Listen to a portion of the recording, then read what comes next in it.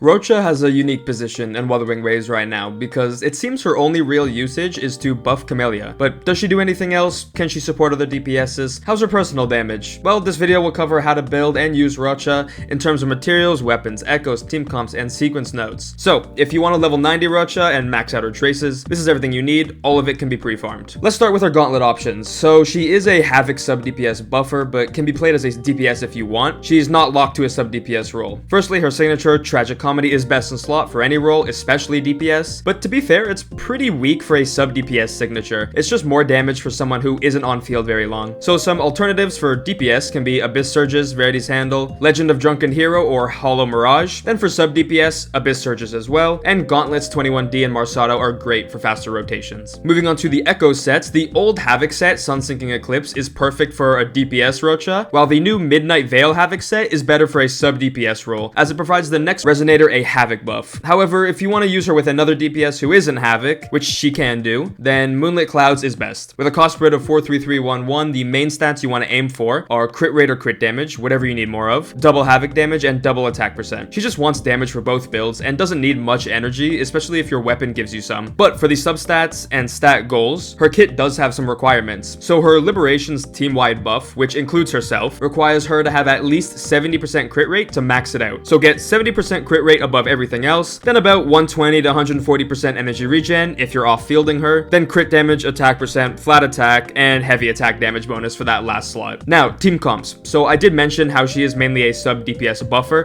who buffs Havoc and basic damage, but she's actually a lot more universal than it seems. Regardless, Camellia, Roccia, and Shorekeeper is her premium best team. Roccia is designed for Camellia, just like Judja is designed for Carlotta. You can replace Camellia with Danjin, Encore, Ling Yang, or Havoc Rover. All of them benefit from either her Havoc or basic buffs. Also, Verena or Baiji is good for support. If you want a main DPS Roccia, then Mortefi is insane for her. He provides the only heavy attack buff in the game currently, which is where Roccia's biggest damage comes from. Then Danjin is decent for a Havoc buff. Maybe you can use Sanhua for fast rotations and Moonlit Heron buffs, but she won't be as good. Still usable though. Finally, we'll talk about sequence nodes. Now, usually they don't provide much value as we've seen from past characters, but to be fair, Roccia's S1 is surprisingly strong. Casting skill generates 100 additional imagination, which is her forte, and 10 consider energy, which essentially allows her to intro, skill, and immediately have full forte to do her 3 jumps. Then she'll alt, echo, and outro, which speeds up her rotations significantly. So if you're thinking about signature or first node, I'd say main DPS and universality go signature, sub DPS only go S1. Now, S2, casting basic grants 10% Havoc damage buff for 30 seconds, up to 30%, and once you hit 30, it goes up to 40%. So this is a solid DPS increase for the entire team. It just requires you to do basics, which may slow her rotation, contradicting S1, but on field it's decent. S3, when she casts intro, Roccia gets 10% crit rate and 30% crit damage for 15 seconds.